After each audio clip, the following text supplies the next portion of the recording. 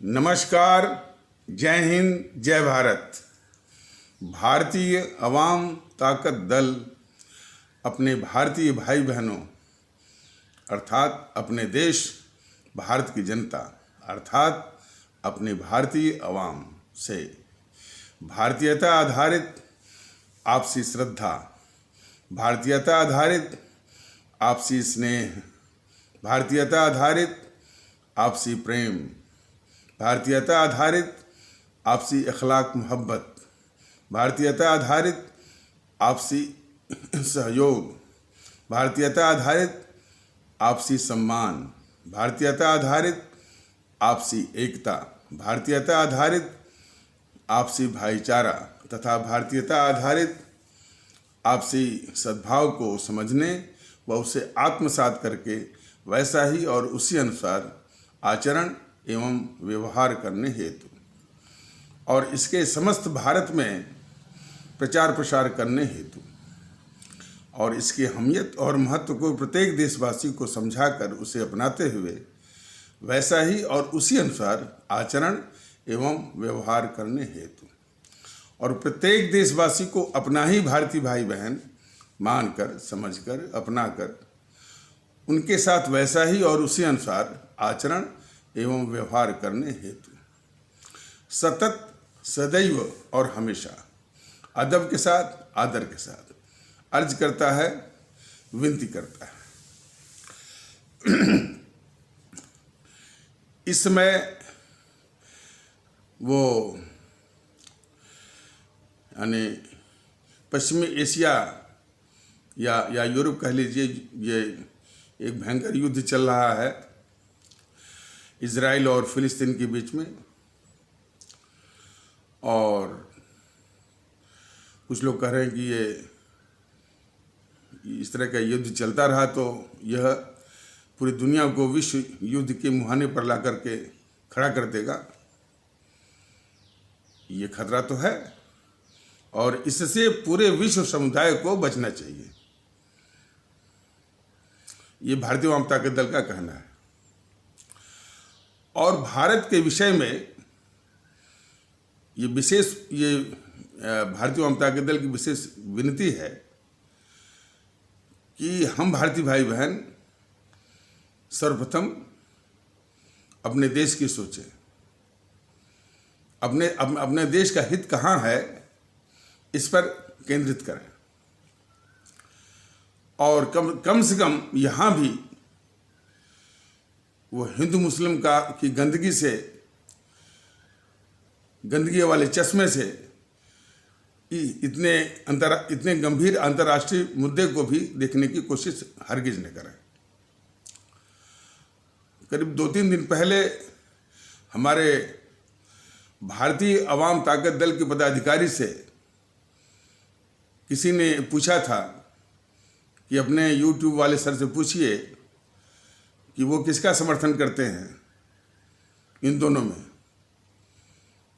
तो पहले तो मैं एक साधारण बात वो समझाया अपने उस पदाधिकारी को कि जहाँ देश का हित होगा, हमारे भारत का हित होगा, उसी अनुसार जो है ये भारतीय और उसी अनुसार भारतीय अवाम ताकत दल ये फैसला लेगा। और लेकिन बाद में सोचा कि क्योंकि ऐसा वो क्यों बोल रहा था, तो ऐसी मानसिकता वाले हैं कि देश के बाहर भी यदि कोई इस तरह से घटना घटती है तो हिंदू मुस्लिम के चश्मे से देखने की जो गंदी आदत है वो भारत के बाहर भी वो देख करके फिर वही और देखना ही नहीं, अब इसी के आधार पर जो यहाँ जो है टीवी चैनल वाले बहस भी करवाते हैं। जहाँ तक भारतीय अवाम ताकत दल का सवाल है, उसने कह दिया कि इसमें अपने देश का हित सर्वोच्च है, उसी के अनुसार जो है वो ये अपने नीति उसी नीति का अनुसरण करेगा। और जहाँ तक उन देशों का सवाल है तो उन देशों के लिए बस यही सीख है कि कोई भी अपने पड़ोसी को मिटा नहीं सकता। यह ख्याल जो है वो फिलिस्तीनी को वो जो फिलिस्तीन देश को भी रखना चाहिए, और यही ख्याल जो है वो इजराइल को भी रखना चाहिए। दोनों पड़ोसी की तरह रहें। उसमें जो इस तरह की आग में जो घी का काम करता है वो एक आतंकवादी संगठन है हमास। अब उसका सहारा ये फिलिस्तीन लेता है, जो कि एक बहुत ही गलत मुद्दे पर है। उसको यदि कहना है तो अंतर्राष्ट्रीय स्तर पर अपना जनमत जुटाए और इजराइल पर दबाव वो हो सकता है, लेकिन आतंकवाद के जरिए न कोई विजय पाया है और न कोई विजय पा सकेगा। और ये भी बात सुनने में आई है कि कुछ ऐसे देश, खास करके ये टर्की, सीरिया, ईरान, इन लोगों ने जो है उसको अस्त्र बनाने में मदद की है। यह भी बहुत गलत है। आतंकवादी वो किसी का नहीं होता। वो पाले हुए एक खतरनाक कुत्ते की तरह होता है, जो पालता है उसको भी काटता है। वो ये जो है हमारे देश में भी, चाहे पाकिस्तान में भी और भी देशों पर लागू होता है। तो आतंकवाद के जरिए जो है मैंने ये वो लड़ाई लड़ना जो है ये बहुत खतरनाक है। और मान लीजिए जो ये सहायता करते हैं, कल को ईरान जो है अपनी न्यूक्लियर टेक्नोलॉजी दे उसको, हमास को, तो क्या होगा? तो यदि वो प्रयोग करेगा हमास तो क्या अमेरिका वो छोड़ देगा?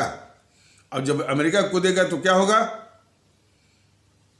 तो इस तरह की बात जो है सभी संबंधित पक्ष को सोचना चाहिए, और अंतर्राष्ट्रीय समुदाय को भी कोई वो सोचना चाहिए। और खास करके सभी मुस्लिम राष्ट्र तो नहीं, लेकिन कुछ पागल किस्म के जो है बस सिर्फ एक जातीय सॉलिडरिटी, चूँकि वो भी मुस्लिम है तो मैं भी मुस्लिम हूँ, तो इसलिए सारे ईरान, तुर्की और सीरिया फलाने ढिकाने इकट्ठा हो गए। ये बहुत ही गलत है। राष्ट्र की इकाई के रूप में मैंने किसी भी मुद्दे को देखे जाना चाहिए। और वही आवश्यकता यहाँ पर है कि हमारे देश के लोग इसी दृष्टिकोण से कहें कि भाई वो दोनों राष्ट्र पड़ोसी हैं और पड़ोसी की तरह हैं, और एक दूसरे को मिटाने की जो इस तरह से सोच है बहुत ही घातक है, और न कोई वो मिट पाएगा।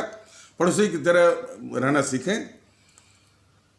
और लेकिन हमारे देश में भी कुछ ऐसे खतरनाक तत्व हैं। उन तत्वों में ये मीडिया वाले वो फिलिस्तीन और इजराइल की बात को लेकर के वही आग जो उसको हिंदू मुस्लिम के गंदे नज़रिए से देखने की जो आदत है उसी को हवा देने के लिए ये वो डिस्कशन करवाते हैं।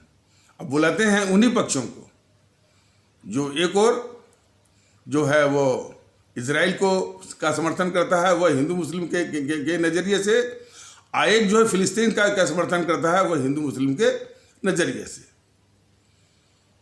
और वहीं से और इस तरह के डिस्कशन से समाज में भी फैलता है। समाज में फिर वही नफरत, वही भेद विभेद। तो ये जो मीडिया है जो अपने को कहता है कि हम लोकतंत्र के चौथे स्तंभ हैं, ये बहुत बड़ा अभिशाप है और इस देश का शत्रु है और इस देश का सबसे बड़ा गद्दार है। इसको हमारे सभी आदरणीय भारतीय अवाम इसको बहुत गौर से समझे कि जो मुद्दा बाहर का है उसमें भी हिंदू मुस्लिम करके अपने देश में एक भेद विभेद पैदा करने की ये हरकत से, अपने आदतों से बाज नहीं आते हैं। और इस संबंध में जो सबसे आवश्यक पहलू यह है कि भारतीय अवाम ताकत दल और मैं अपने इस्लाम आस्था वाले भारतीय भाई बहनों से एक विशेष विनती है कि भारत के बाहर होने वाले इस तरह की घटनाओं में कुछ कट्टरवादी तत्व, और जैसा कि पहले भी बताया गया है कि ये कट्टरवादी तत्व जो कि आप ही के समाज के जो हैं, वो जीएनपीसी, गांधी नेहरू परिवार, चांडाल चौकड़ी काकस के ही वो पाले गए तत्व होते हैं। वो इन मुद्दों को जिनका इस देश से कोई सरोकार नहीं है, वो इसी देश में उसको लेकर के एक बवाल खड़ा करने की कोशिश करते हैं, एक आंदोलन चलाते हैं, प्रदर्शन करते हैं, और उस प्रदर्शन से फिर हमारे देश में फिर उसी लाइन पर, हिंदू मुस्लिम लाइन पर एक भेद विभेद पैदा होता है। तो हमारे देश के जो खास करके हमारे इस्लाम आस्था वाले भारतीय भाई बहन हैं, उनसे ये भारतीय अवाम ताकत दल की विशेष गुजारिश है कि हमारा समाज ऐसे तत्वों के बहकावे में न आए। ये भारतीय अवाम ताकत दल को भी पता है, देश को भी पता है, और आपको भी पता है कि आपकी सॉलिडेरिटी, आपकी एकात्मकता यहाँ के लोगों के साथ है, देश के साथ है, उन शरारती तत्वों के साथ हरगिज नहीं है। तो इसका ध्यान रखते हुए इन कट्टरवादी तत्वों के बहकावे में जरा भी ना है। और हमारे देश में हर बात को हिंदू मुस्लिम की गंदगी से जहर फैला देना, उस गतिविधि से बचने की और बचाने की, और ऐसा बात होने न पाए, इसका हमेशा ध्यान रखें। तो ये गुजारिश है मेरी भी और भारतीय अवाम ताकत दल की, कि जो मुद्दे देश के बाहर के हों, उनमें भी मतलब हमारे जितने भी भारतीय भाई बहन हैं, उसमें हमारे इस्लाम आस्था वाले भी, हमारे इस्लाम आस्था वाले भारतीय भाई बहन भी हैं। तो सबकी जो है वो सॉलिडेरिटी या एकात्मकता या एकता या वो इस सारी जो है अपनी आवाम के साथ है और इस देश के साथ, यही सबको प्रदर्शित करने की आवश्यकता है। और खासकर इसके साथ साथ हमारे हिंदू सनातन आस्था वाले भारतीय भाई बहनों से अपेक्षा है कि कोई इस तरह की बात आती है, कदापि जो है वो हिंदू मुस्लिम के नज़रिए से जो कुछ कट्टरवादी तत्व इसको फैन करते हैं, इसको विवेक करते हैं और इसको फैलाने की एक दुष्चेष्टा करते हैं, तो ऐसी गतिविधियों को हतोत्साहित जहाँ टू द मैक्सिमम एक्सटेंट करने की वो कोशिश करें। तो ये एक आवश्यक निवेदन था भारतीय अवाम ताकत दल के, खास करके ऐसे मसलों में। भारत के बाहर कोई भी घटना हो तो हमेशा देश का हित सर्वोच्च है, अपने आवाम के हित सर्वोच्च है, हमेशा ध्यान में रखे जाना चाहिए। एक सुखद समाचार मैं आप सभी के साथ, अपने आदरणीय भारतीय भाई बहनों के साथ साझा कर लेते हैं। सुनने में आया कि कोई एक महत्वपूर्ण पदाधिकारी भारतीय जनता पार्टी के, अब वो ये कहने लगे हैं कि ये जो बीजेपी की सरकार और श्री मोदी जी की जो साजिश है कि ये देश का, हमारे भारतवर्ष का इतना खतरनाक दुश्मन, इतना खतरनाक शत्रु, गद्दार राहुल गांधी को पप्पू के रूप में पेश करके उसके देश के खिलाफ गद्दारियों के पाप को धुलने का जो ये षड्यंत्र बीजेपी और श्री मोदी जी के तत्वाधान में चल रहा है, वह देश के लिए कितना खतरनाक है, यह जो है एक बहुत ही काफ़ी महत्वपूर्ण पदाधिकारी भारतीय जनता पार्टी के, अब वो भी इस बात, और वो जो जो जो हमारे भारतीय भाई हैं जो कि भारतीय जनता पार्टी के पदाधिकारी हैं प्रमुख, अब वो भी इस बात को समझने लगे। ये बहुत ही एक सुखद विषय, सुखद समाचार है हम सभी के लिए। और यही बात भारतीय अवाम ताकत दल अपने सभी आदरणीय भारतीय भाई बहनों से, और विशेष करके वो हमारे भारतीय भाई बहन जो कि भारतीय जनता पार्टी के समर्थक हैं, पदाधिकारी हैं और उसके जमीन से जुड़े नेतृत्व का हिस्सा बनाते हैं, और खास करके राष्ट्रवाद की सेंसिबिलिटी के अनुसार, राष्ट्रवाद की वास्तविक संवेदनशीलता के ही कारण जो है वो बीजेपी के साथ जुड़े हैं। अब उसकी असलियत को देखें कि ये जिस राष्ट्रवाद का एक मुखौटा या उसका चेहरा पहन करके ये पूरे देश को छल रहे हैं और आप सभी को भी छल रहे हैं, चूँकि जिस संवेदना के साथ, जिस मकसद के साथ आप सभी लोग जुटे थे, आज उसी के साथ छल करके उसकी हत्या कर रहे हैं बीजेपी वाले और श्री मोदी जी और उनकी सरकार। तो ये राहुल गांधी को पप्पू के रूप में पेश करना, और आप लोगों ने देखा होगा कि YouTube पर तमाम इस तरह के जोक्स, और ये बहुत बड़ा अपराध है। जो शख्स इस देश के लिए इतना खतरा है, अब बताइए चीन के साथ युद्ध जैसी स्थिति में भी वह इस देश के साथ नहीं रहा, हमेशा इस देश के खिलाफ, चीन के पक्ष में। और वो शख्स जो है इस देश में घूम रहा है, लोग उसके रैलियां में आ रहे हैं। इस देश की तकलीफ यही है कि देश के गद्दारों को समर्थन मिलना ये बहुत बड़ा राष्ट्रीय कलंक है, बहुत बड़ा राष्ट्रीय कलंक है।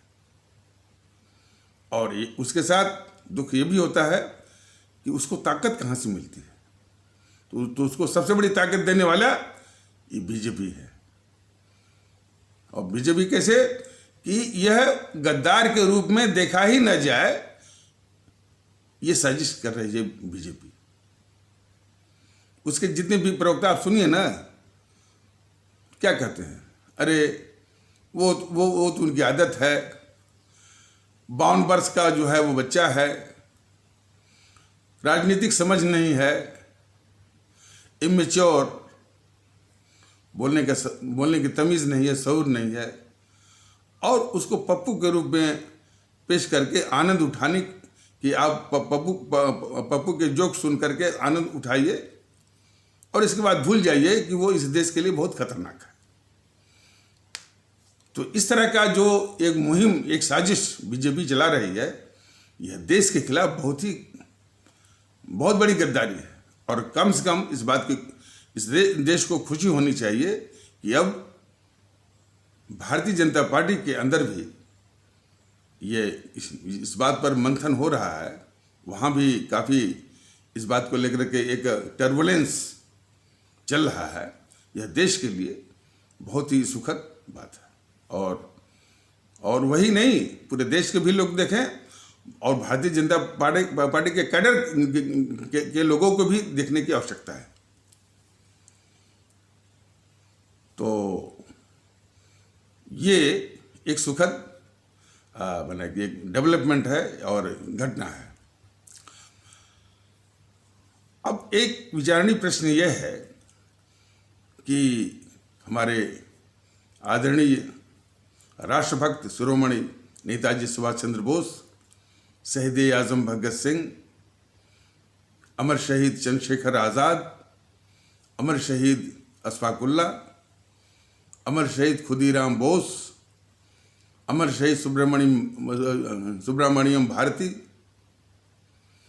अमर शहीद श्रीमती रानी लक्ष्मीबाई, अमर शहीद श्रीमती रानी चंद्रिमा, अमर शहीद श्रीमती रानी गडलियू।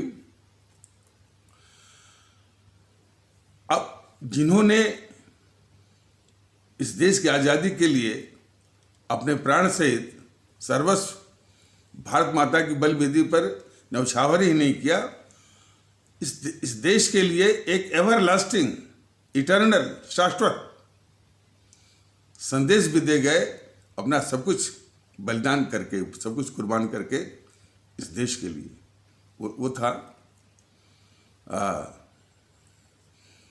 कि हमारे लिए ये मुल्क भारत सर्वोच्च है, सबसे ऊंचा है, इसके बराबर और इससे बड़ा कुछ भी नहीं है। और हमारे देश के लोग में अपने ही हैं और भारतीय भाई बहन हैं, ये संदेश भी वो दे गए। तो जरूरत इस बात की थी कि अपने बच्चों में इन्हीं के आदर्श, क्योंकि बच्चों का मन बड़ा कोमल होता है और वही देश के भविष्य होते हैं, तो उनके कोमल मन पर, उनकी कोमल मानसिकता पर इन्हीं राष्ट्रभक्तों की कुर्बानी का, त्याग का, बलिदान का भाव उनमें भरा जाता और वो बच्चे इस समाज के, देश के लिए बहुत ही काम आते। जरूरत इस बात की थी, लेकिन इन गद्दार जीएनपीसी वालों ने हर स्कूल में इन्हीं दो गद्दारों की, एक मोहनदास करमचंद गांधी और गद्दार जवाहरलाल नेहरू की फोटो देखते हैं।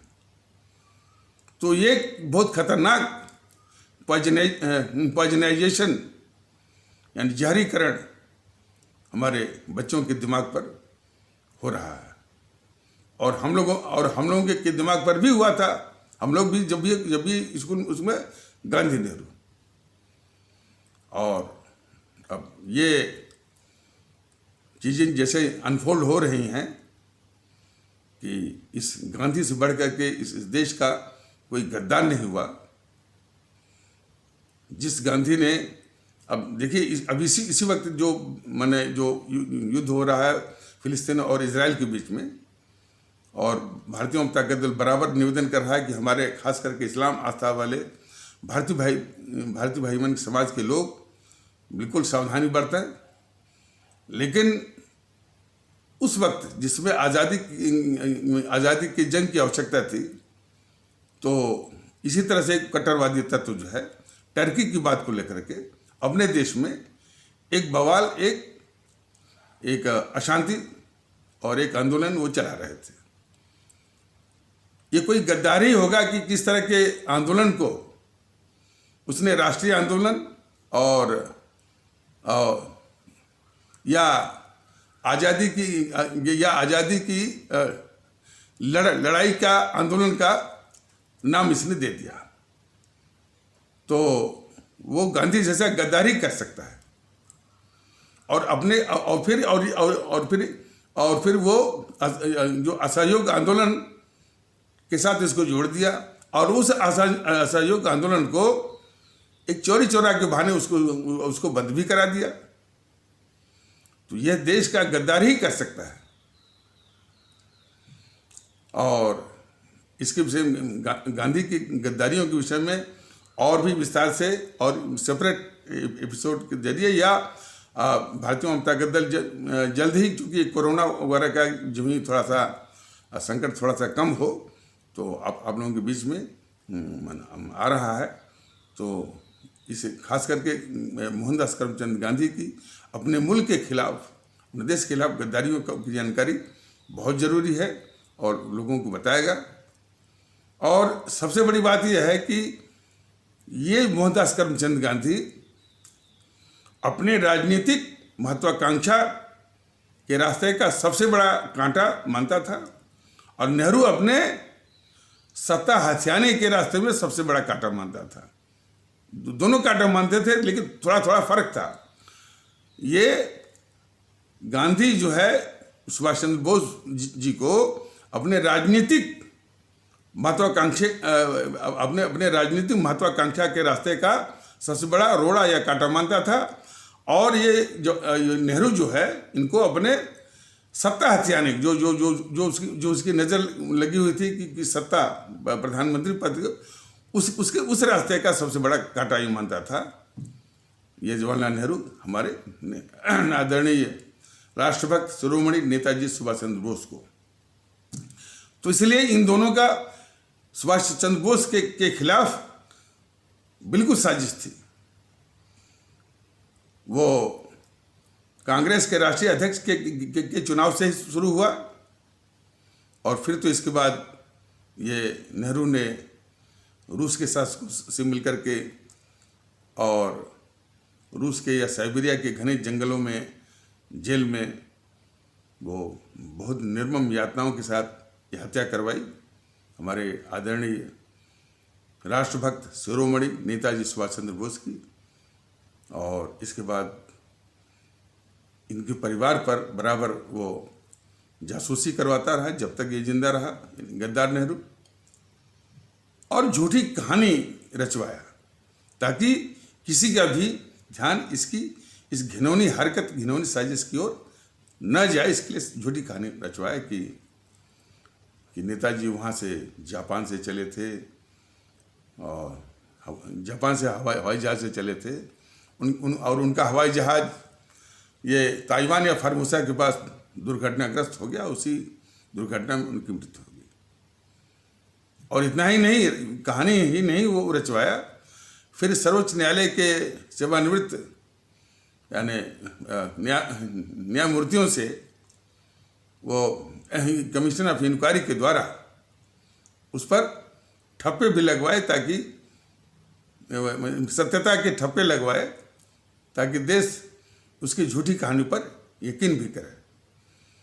और थोड़ी बहुत कसर रह भी गई थी, तो उसकी जो बेटी थी, इस गद्दार नेहरू की, जो गद्दार इस देश, देखिए गद्दार शब्द बिल्कुल इसलिए कहा जा रहा है कि ये एक बात और, चूंकि एक ही शब्द गद्दार बना हुआ है, या ट्रेटर अंग्रेजी में, या देश विरोधी कह लीजिए, लेकिन इनकी करतूत, इन शब्दों के जो मायने हैं उससे ज़्यादा घटिया है।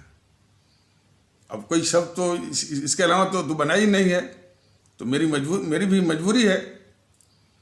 तो वो जो इस गद्दार नेहरू की जो बेटी गद्दार इंदिरा गांधी थी, उसने भी एक कमीशन ऑफ इंक्वायरी जो सेवानिवृत्त थे, वो सर्वोच्च न्यायालय के वो खोसला साहब थे, और इसने जो नेहरू ने जो कमीशन ऑफ इंक्वायरी से ठप्पा लगवाया, वो शाहनवाज साहब थे। तो सत्यता की जो है वो मुहर लगवाई, ताकि देश जो है इसकी उसे रचित जो कहानी थी, माने कहानी थी कि नेताजी वहाँ से जापान से चले, और फार्मूसा के बाद जो हवाई जहाज की दुर्घटना हुई और उसी में उनकी मृत्यु हो गई, इसी पर देश यकीन करते हुए इसकी गद्दार जवाहरलाल नेहरू की उस घिनौनी साजिश की ओर जो है वो किसी का ध्यान ही न जाए।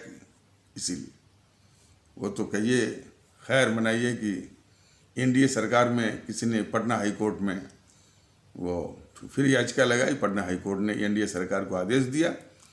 फिर तीसरा जो कमीशन बैठा, मुखर्जी कमीशन, वो भी सर्वोच्च न्यायालय के रिटायर्ड जज थे। तो उन्होंने ये कहा कि ये जो हवाई जहाज दुर्घटना में नेताजी की मृत्यु की जो कहानी है वो सत्य नहीं, लेकिन अभी भी आधिकारिक रूप से, सरकारी रूप से ये अभी देश को जानना बाकी है कि हमारे आदरणीय राष्ट्रभक्त शिरोमणि नेताजी सुभाष चंद्र बोस की मृत्यु कैसे हुई। ये तो जो अभी तथ्य बताया गया है, ये तो कुछ स्रोतों से, लेकिन सरकार को बताना बाकी है, आधिकारिक रूप से बताना बाकी है।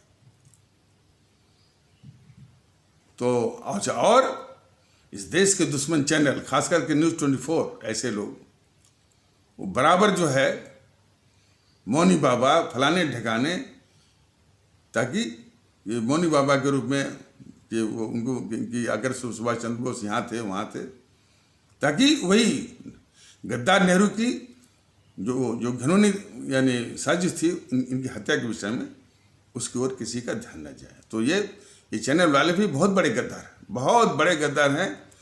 अब इनका इलाज कैसे होगा, ये हमारे आदरणीय भारतीय भाई बहन भी इसको गंभीरता से सोचें। तो ये, और कांग्रेस अध्यक्ष के चुनाव में इन दोनों ने बहुत बड़ी साजिश की हमारे वो सुभाष चंद्र बोस जी के खिलाफ। और इतने से ही संतोष नहीं हुआ इस गद्दार नेहरू को, उसको मन में यह खौफ था कि यदि ये पता नहीं मार दिए गए या नहीं मार दिए गए और भारत में आ गए तो मेरी इसे वो सत्ता हथियाने की हवस का क्या होगा। तो यह उस समय जो लॉर्ड माउंटबेटन जो कि गवर्नर जनरल थे, उससे मिलकर के एक दस्तावेज, मैंने आधिकारिक रूप से सरकारी दस्तावेज तैयार करवाया।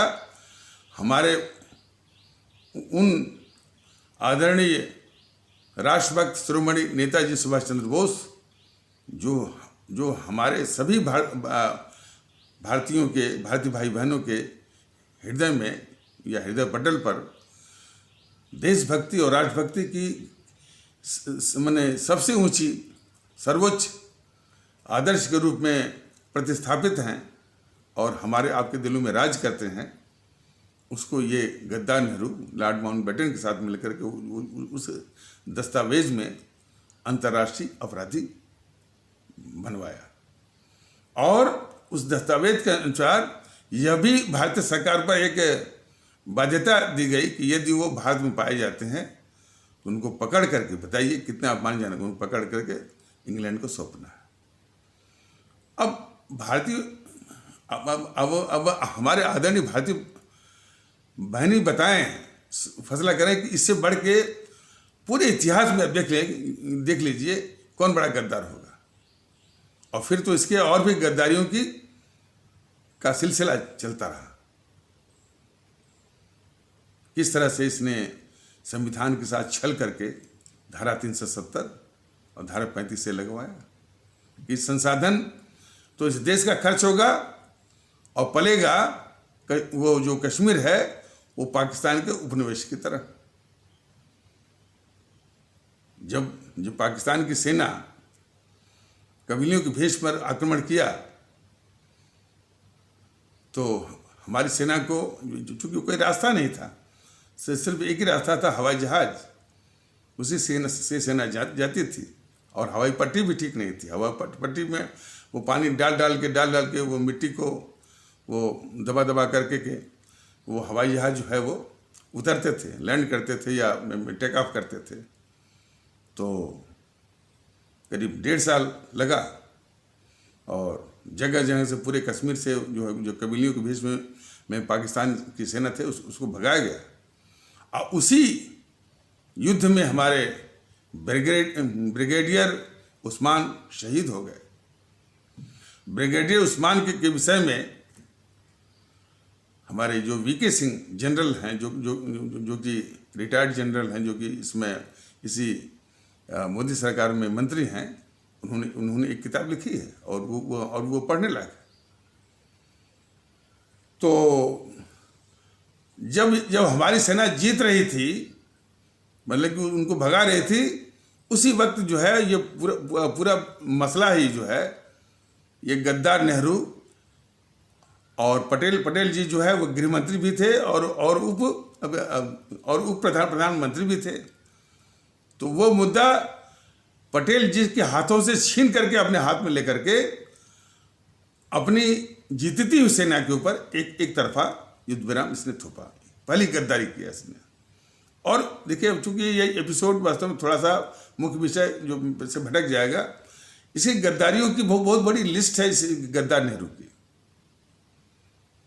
तो फिर इसके बाद एक तरफा वो युद्ध विराम थोपा, तो हमारी सेना वो यदि कम से कम 1 हफ्ता 10 दिन और जो कि 1.5 साल से वो लड़ रही थी, उसको 1 हफ्ता 10 दिन और मिल गया होता तो पूरा कश्मीर जो है, कश्मीर से भगा दिया होता और पूरा कश्मीर अपने साथ होता। तो वो जो हिस्सा रह गया वो पाकिस्तान के साथ, और वही जो है पाक अधिकृत कश्मीर या POK कह लीजिए, और उसके साथ चला गया, और वो कश्मीर समस्या का सबसे बड़े नासूर बना हुआ है। तो इसके गद्दारियों की बड़ी एक लंबी फहरिस्त है। इसके बाद इस मसले को जो प्रांत जो हमारा जिसका विलय हमारे देश में हो चुका है, उसको वहाँ ले जा रहा है वो यूएन संयुक्त राष्ट्र संघ में। संयुक्त राष्ट्र संघ में भी उसके उस चैप्टर में डलवाया कि जिसमें ये नहीं कि भाई कि ये इसमें शांति स्थापित होनी चाहिए, जो भी है कि दो देशों के बीच में विवाद जो विवाद के रूप में, यानी विवाद माने डिस्प्यूट बिटवीन 2 कंट्रीज, ऐसा करके ये इसने उस संयुक्त राष्ट्र संघ के साथ चैप्टर 6 में डलवाई इसने। और इसके बाद तो फिर इसने वो खतरनाक बयान दिया कि कश्मीर के भाग का फैसला कश्मीर के लोग जनमत संग्रह प्लेबिसाइड के जरिए करेंगे। बहुत बड़ा गद्दार था ये। और उसी बात को बराबर जो हमारा दुश्मन पाकिस्तान है, उसी बात को संदर्भित करता है कि आप अपने प्रधानमंत्री नेहरू के वक्तव्य पर कायम रहिए, ये बात बोलता है। और उसी की गद्दारी को उसकी बेटी इंदिरा और फिर उसकी जो उसकी प्रोजेनी है, पोस्टेरिटी है, बार-बार कायम रखी। और नेहरू जो है, और ये राहुल गांधी उसी गद्दार नेहरू के गद्दारी के कार्यक्रम को या कार्यक्रम कर लिए या घिनौनी हरकत को जारी रखे हुए। तो सवाल इस बात का है कि आखिर इन दोनों गद्दारों की फोटो लगाकर हमारे बच्चों के मानस पटल पर जो उनका हृदय और मन बड़ा कोमल होता है, और जो एक छाप शुरू में पड़ जाती है, कहा जाता है कि first impression is the last impression. ये कितना बड़ा खिलवाड़ ये हो रहा है हमारे बच्चों और हमारे बच्चों के भविष्य के साथ, और हमारे देश के भविष्य के साथ, क्योंकि बच्चे ही इस देश का भविष्य होते हैं। तो और ये जो है अब किस तरह से देखिए, ये बराबर भारतीय आवाम ताकत दल ये बताने की कोशिश करता है कि ये हर मौके पर इस जीएनपीसी को बचाने का ये षड्यंत्र बीजेपी कभी भी नहीं छोड़ती, हर वक्त करती रहती है। जैसे कश्मीर से धारा 370-35 से हटाई, तमगा इसने लूट लिया। लेकिन नेहरू की गद्दारियां क्या है इसमें है, और किस तरह से नेहरू जो है वो कश्मीर जो कि भारत का अभिन्न अंग मन हो चुका था, उसका विलय भारत संघ में अंतिम और पूर्ण रूप से हो चुका था, उस गद्दार नेहरू की किस साजिश के कारण जो है वो पाकिस्तान का उपनिवेश बन गया, जिसमें कि आतंकवादियों का, अलगाववादियों का और पाकिस्तान परस्तों का एक साम्राज्य वहाँ पर, एक माहौल वहाँ पर स्थापित हो गया। इसकी जड़ में और इसकी जड़ में और जो मुख्य कारण वो गद्दार नेहरू की गद्दारी ही है। लेकिन इसको जो है, इस पर एक शब्द ये बीजेपी वाले नहीं बोले, एक शब्द मोदी नहीं बोले, एक शब्द जो है वो अमित शाह नहीं बोले, एक शब्द जो है वो बीजेपी का कोई मंत्री और प्रवक्ता नहीं बोला। यही तो गद्दारी है। बीजेपी की इस मुल्क के साथ यही गद्दारी है कि इन इतने खतरनाक गद्दारों की गद्दारी के विषय में वो जबानी नहीं खोलते हैं, घिघी उनकी बंद हो जाती है। तो होता है ना कि अपराधियों को जो शह देता है वो भी अपराधी होता है, गद्दारों को जो शह देता है, जो रक्षा करता है, बचाता है, वो भी गद्दार होता है। तो सवाल इस बात का कि यदि दोनों ये गद्दार यदि भारतीय मानस पटल पर छाए रहेंगे तो हमारे सुभाष चंद्र बोस, भगत सिंह, चंद्रशेखर आज़ाद, अशफाक उल्लाह के महत्व से, उनकी कुर्बानी और शहादत के महत्व से यह देश अवगत कैसे होगा? ये तो साजिश है बीजेपी वालों की। अब जैसे स्वच्छता अभियान चलाया तो उसमें उस गद्दार मोहनदास करमचंद गांधी का वो चश्मा। अच्छा, इस जेएनपीसी वालों ने ये जो गद्दार था मोहनदास करमचंद गांधी को मजबूरी में इसको राष्ट्रपिता बनाया, इसलिए कि राष्ट्रपिता बना करके, राष्ट्रपिता और अहिंसा का पुजारी, सत्य के पुजारी, बताइए, जो देश को बंटवा करके 25 से 30 लाख लोगों को मरवा रहा है, उसको सब ये हम बता रहे हैं ये अहिंसा के पुजारी। जो पाकिस्तान मेरी लाश पर बनेगा इतना बड़ा विश्वासघात किया बोल करके, और वो जिंदा भी रहा, देश बट भी गया, उसको बोलते हैं सत्य का पुजारी। और बहुत बड़ी मैंने विश्वासघात भी किया, देश के साथ गद्दारी भी किया मोहनदास करमचंद गांधी, और इसको सब जो है राष्ट्रपिता और सत्य के पुजारी और अहिंसा के पुजारी बना दिए। इसलिए कि जो है जेएनपीसी को, माने नेहरू और बाद में जेएनपीसी, माने उसमें तो खैर नेहरू ही था, तो अपने सभी इस गद्दारी के पापों को ढकने के लिए एक मजबूत ढाल की आवश्यकता थी। तो उस ढाल के लिए खातिर इन सबों ने इस गद्दार मोहनदास करमचंद गांधी को, जो कि हर तरह से अभिशाप था इस देश के लिए, उसको राष्ट्रपिता बनाया। तो ये तो उसकी साजिश थी। अब बीजेपी वाले भी यानी क्यों उसी गद्दार की पूजा करते हैं? वही कि जेएनपीसी बेनकाब ना हो। तो ये सबसे बड़ी वो है। और आगे आने वाले एपिसोड में बताया जाएगा कि ये गद्दार के रूप में बेनकाब ना हो। ये दो संगठन, एक आरएसएस, दूसरा मुस्लिम लीग, इन सबों ने क्या देश के साथ विश्वासघात किया है, क्या गद्दारी की है, आगे आने वाले एपिसोड में ये बताया जाएगा। और ये बहुत ज़रूरी है। और हमारे देश के लोग इसी भ्रम में पल रहे हैं। कुछ लोग जो है मुस्लिम लीग का समर्थन करते हैं, कुछ लोग जो आरएसएस का करते हैं, लेकिन ये जान लें कि दोनों ने मिल करके इस गद्दार जेएनपीसी की रक्षा की है और आज भी रक्षा कर रहे हैं। ये दोनों, मैंने इंडियन मुस्लिम लीग वाले भी, और इंडियन मुस्लिम लीग के साथ तो ये सरकार भी ये बनाती है जेएनपीसी, और उसका संगठन भी है वहाँ पर केरल वगैरह में। तो और ये आरएसएस जो है ये पर्दे के पीछे, हालांकि इसका वर्णन नहीं आता है, लेकिन पर्दे के पीछे हर वक्त जो है एक ढाल के रूप में इस जेएनपीसी की रक्षा करती है।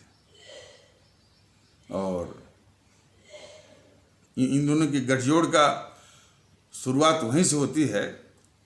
वैसे उससे पहले भी था, लेकिन एक अस्पष्ट शुरुआत वो जब बाबरी मस्जिद में सन 1948 में, हाँ, इसने दोनों ने मिल करके, आरएसएस और नेहरू, गद्दार नेहरू ने मिल करके प्रभु राम की मूर्तियां रखवाई। ये एक सत्य है, सत्य घटना है। इसको फिर ये गद्दार चैनल वाले इस देश के कैसे कहते हैं, जरा इसका नमूना जरा देखिए। वो कहते हैं कि मस्जिद में प्रभु राम की मूर्तियां प्रकट हुई। बताइए, प्रभु राम आएंगे इस कलयुग में अपना चमत्कार दिखाने के लिए। तो जब रखवाई तो फिर एक विवाद हुआ, मामला कोर्ट में गया।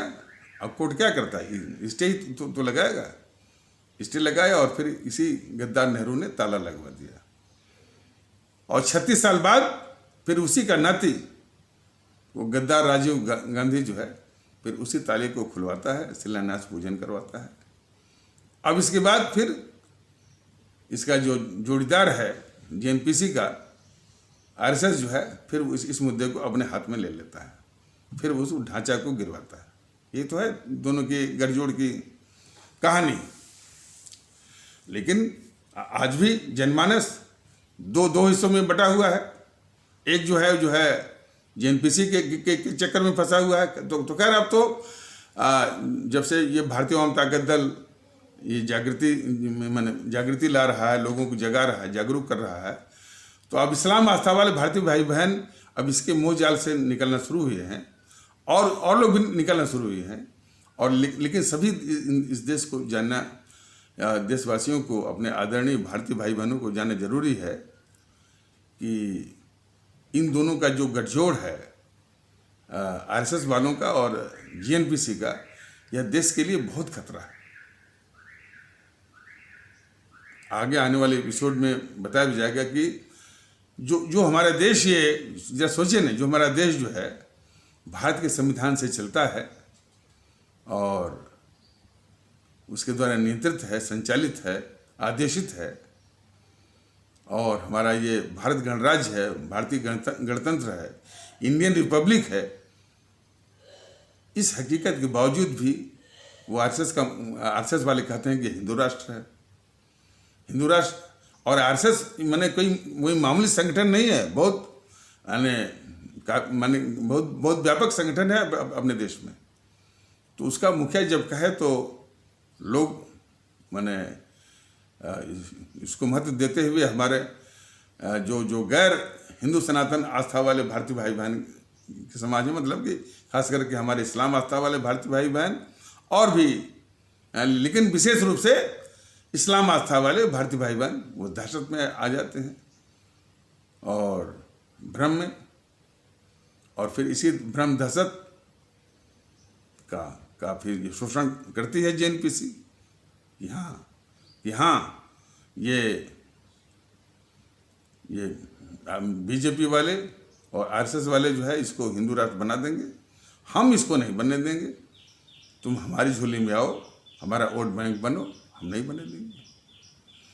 तो 60-70 सालों तक इसको सत्ता में बिठाने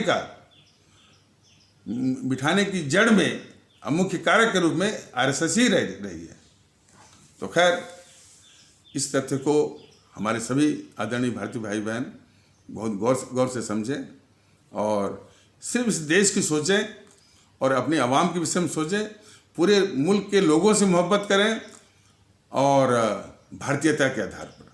तो इन्हीं आवश्यक शब्दों के साथ इस आवश्यक परिचर्चा को यहीं पर विराम दिया जाता है। तब तक के लिए नमस्कार, जय हिंद, जय भारत।